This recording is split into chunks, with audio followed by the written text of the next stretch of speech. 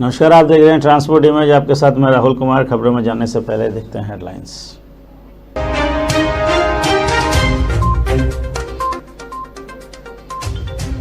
शराब घोटाले में भाजपा और आप दोनों शामिल, दिल्ली प्रदेश कांग्रेस अध्यक्ष ने लगाया आरोप।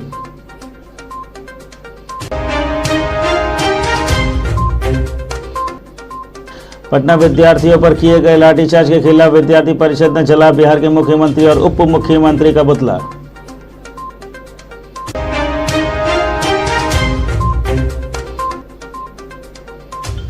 मॉस्को के रूस में पकड़ा गया आईएस का सुसाइड बॉम्बर, भारतीय राजनेता पर हमले की थी योजना।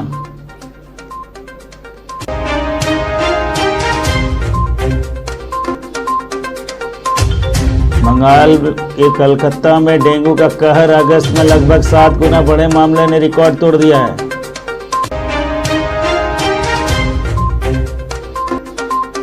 भाजपा नेता टिकटॉक स्टार सोनाली फोगाट का निधन हो गया, सदमे में है फैंस।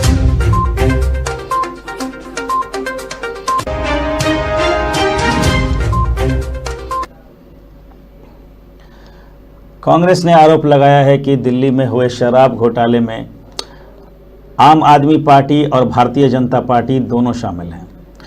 दिल्ली प्रदेश कांग्रेस के अध्यक्ष अनिल कुमार ने बुधवार को कांग्रेस मुख्यालय में आयोजित एक प्रेस वार्ता के दौरान कहा है कि जब दिल्ली में शराब घोटाला हो रहा था तब भाजपा नेता शांत थे, यहां तक कि राज्य के तत्कालिक उपराज्यपाल भी इस मुद्दे पर चुप बैठे थे। चौधरी ने कहा कि कांग्रेस ही वो पार्टी है जिसने शुरू से शराब नीति का विरोध किया है। दिल्ली कांग्रेस ने शराब नीति के विरोध में राज्य के मुख्यमंत्री अरविंद केजरीवाल के घर का घेराव भी किया।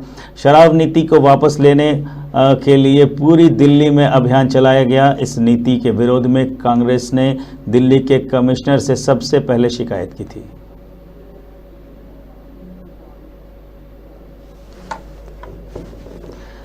भारत ने संयुक्त राष्ट्र सुरक्षा परिषद के एक बार फिर चीन को घेरते हुए दोहरे रवैये का आरोप लगाया है। संयुक्त राष्ट्र सुरक्षा परिषद के सदस्यों को संबोधित करते हुए भारत की स्थायी प्रतिनिधि रुचिरा कंबोज ने चीन ताइवान तनाव की पृष्ठभूमि में साझा सुरक्षा पर चीन को खरी खोटी सुनाई।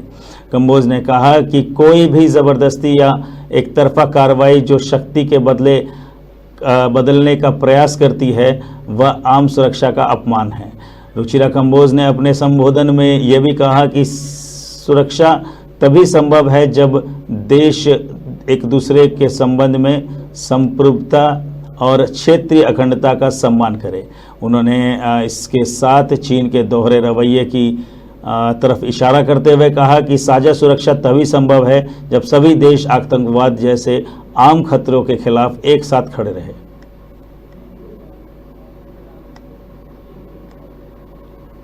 टीवी पत्रकार शुभेंदु दास के निधन पर मुख्यमंत्री ममता बनर्जी ने दुख जताया है। 40 वर्ष से कम उम्र के शुभेंदु का कैंसर की वजह से मंगलवार को निधन हो गया। उन्होंने एक निजी अस्पताल में आखिरी सांसें ली, जिसके बाद मीडिया जगत में शोक की लहर पसरी हुई है। इतनी कम उम्र में एक साथी का यूं चले जाना महानगर की मीडिया कर्मियों के लिए एक बड़ा झटका है। शुभेंदु काफ़ी तेज तर्रार और ऊर्जावान पत्रकार थे। फील्ड में रिपोर्टिंग के समय साथियों से हमेशा मुस्कुरा कर बातें करना, एक दूसरे की मदद और ज़रूरत पर खड़े रहना वाले शुभेंदु की एक 2.5 साल की बेटी भी है।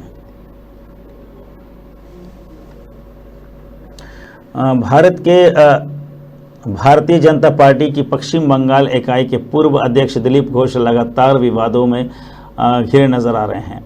अब उन्होंने पश्चिम बंगाल की तुलना अफगानिस्तान से की है। दरअसल मवेशी तस्करी मामले में गिरफ्तार बीरभूम जिले के बाहुबली नेता अनुब्रतो मंडल को लेकर सीबीआई के खिलाफ तृणमूल छात्र परिषद के कार्यकर्ताओं ने विरोध प्रदर्शन किया था।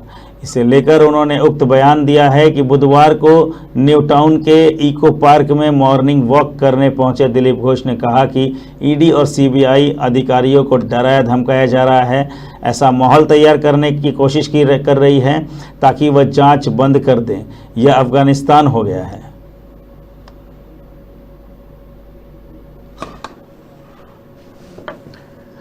मवेशी तस्करी मामले में गिरफ्तार बीरभूम जिला तृणमूल अध्यक्ष अनुब्रतो मंडल ने आसनसोल के विशेष सीबीआई जज को अपने नाम से धमकी दिए जाने को लेकर साजिश का आरोप लगाया है। बुधवार को उन्होंने एक बार फिर उसी कोर्ट में पेश किया जाना है जहां के जज को पत्र लिखकर धमकी दी गई है। इसके लिए सीबीआई के अधिकारी सुबह सुबह उन्हें लेकर रवाना हुए हैं।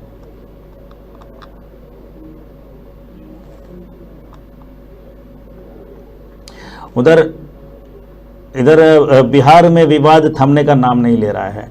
पटना में नौकरी की मांग कर रहे सीटीईटी बीटीईटी उत्तरण विद्यार्थियों पर किए गए लाठीचार्ज के खिलाफ मंगलवार को अखिल भारतीय विद्यार्थी परिषद मंझौल इकाई ने बिहार के मुख्यमंत्री नीतीश कुमार एवं उप मुख्यमंत्री तेजस्वी यादव का पुतला दहन किया। घटना से आक्रोशित कार्यकर्ताओं ने छात्र नेता रवि कुमार के नेतृत्व में और आरसीएस कॉलेज मंझौल के सामने SH 55 पर जमकर नारेबाजी करते हुए पुतला दहन किया।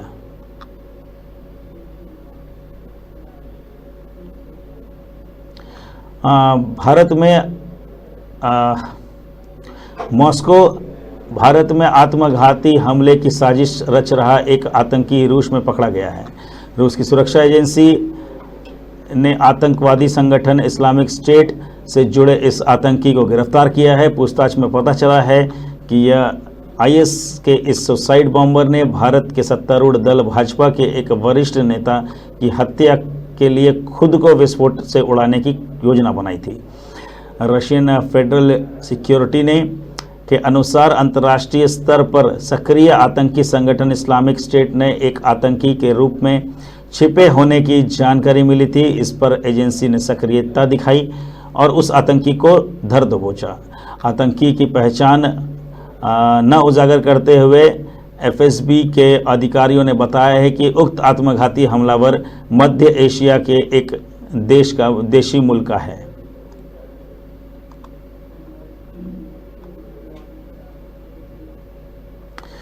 चीन दुनिया की कई देशों के लिए मुसीबत पैदा कर रहा है। पूर्वी चीन सागर में चीन की हरकतों से परेशान जापान ने वहां लंबी दूरी वाली क्रूज मिसाइल तैनात कर दी हैं। जापानी मीडिया के अनुसार पूर्वी चीन सागर का नसोई द्वीप उत्तर कोरिया और चीन के पास मौजूद है। जापान ने इन दोनों ही देशों में से खतरा मानता है, किंतु पिछले कुछ समय से पूर्वी चीन सागर में चीन की गतिविधियां बढ़ी हैं। ऐसे में नसोई द्वीप पर जापान ने लंबी दूरी की क्रूज मिसाइलें तैनात कर दी हैं और तैयारी की है।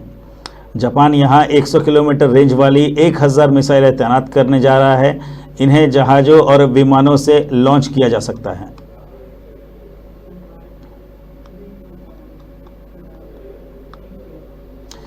इधर घरेलू शेयर बाजार में आज जोरदार उतार चढ़ाव नजर आ रहा है। बाजार ने कारोबार की शुरुआत जबरदस्त दबाव के साथ की। कारोबार शुरू होने के बाद बाजार ने चौतरफा खरीदारी के सपोर्ट से शानदार रिकवरी भी की। इसके बाद बाजार पर फिर दबाव नजर आने लगा। कमजोर वैश्विक संकेत के बीच भारतीय शेयर बाजार ने आज करीब 1% की कमजोरी के साथ कारोबार की शुरुआत की, लेकिन बाजार खुलते ही खरीदारों ने कारोबार पर कब्जा कर लिया। इसके कारण शुरुआती 1 घंटे से कम समय में ही शेयर बाजार ने केवल रिकवर कर हरे निशाने पहुंच गया, बल्कि मामूली बढ़त भी हासिल कर ली। हालांकि बाजार पर अभी भी लगातार बिकवाली का दबाव बना हुआ है। इसके कारण सेंसेक्स और निफ्टी दोनों एक बार फिर नीचे लुढ़कते हुए नजर आने लगे।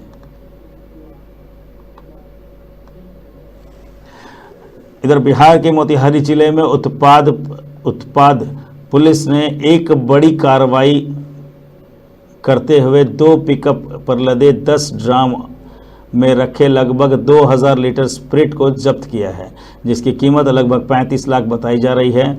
उत्पाद अधीक्षक अमृतेश्वर कुमार ने बताया कि उत्पाद पुलिस को गुप्त सूचना मिली थी कि तस्कर देर रात पिकअप से स्प्रिट लाकर जिले में कोटवा और तुर्किलिया क्षेत्र में डिलीवरी देने वाले हैं। इस सूचना के बाद 2 टीम दरोगा मनीष शराफ व इंस्पेक्टर रविंद्र सिंह ने के नेतृत्व में गठित किया। दोनों टीम ने पूरी तरह तैयारी के साथ इस कार्रवाई को अंजाम देते हुए जैसे ही पिकअप के पास पहुंचे इसे जब्त कर लिया। उन्होंने बताया कि इस ऑपरेशन के समय अंधेरा ज़्यादा था, जिसका लाभ उठाकर तस्कर व चालक भागने में सफल रहे, लेकिन जब्त की गई पिकअप के साथ अन्य बिंदुओं पर जांच यह पता चला है कि इस कार्य में कौन कौन संकलित थे।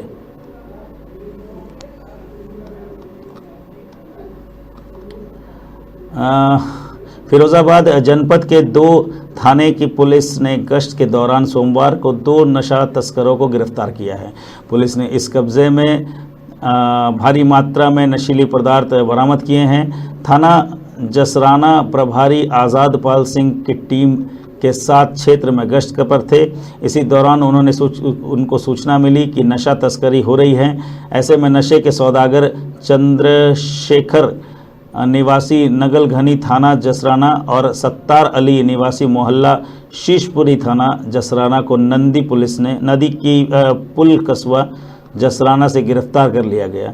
तलाशी पर लेने पर चंद्रकृष के पास से 1 किलो 100 ग्राम गांजा और सत्तार अली के कब्जे से 400 ग्राम गांजा बरामद हुआ है।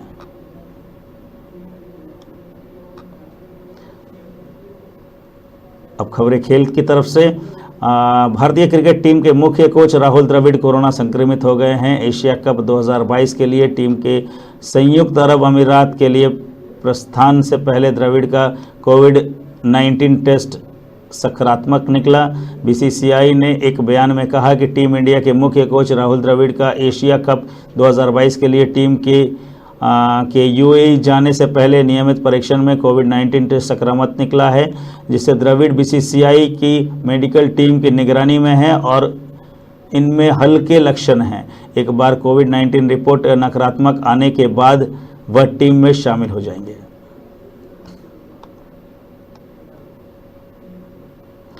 पिछले साल की तुलना में अगस्त में बंगाल में डेंगू के मामले लगभग 7 गुना बढ़ गए हैं।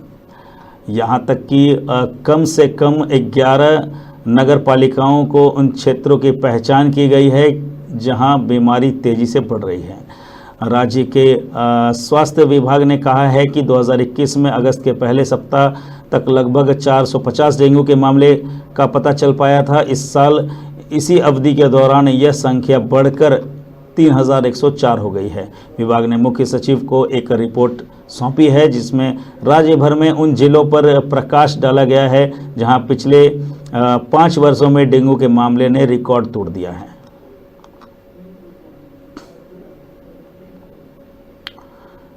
टोक्यो लंदन ओलंपिक की कांस्य पदक विजेता साइना नेहवाल ने चल रहे BWF विश्व चैंपियनशिप में 2022 में अपने अभियान की विजय से शुरुआत की है। साइना ने मंगलवार को महिला एकल वर्ग के अपने पहले दौर में मैच में हांगकांग की चियोंग नगन ई को सीधे गेम में हराया।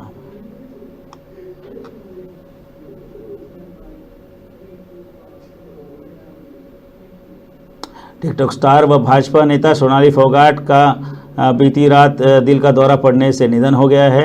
वह 42 साल की थी। रिपोर्ट्स के अनुसार सोनाली अपने साथ काम करने वाले कुछ लोगों के साथ गोवा गई थी, जहां बीती रात उनका निधन हो गया। सोनाली फोगाट बिग बॉस 14 में नजर आई थी।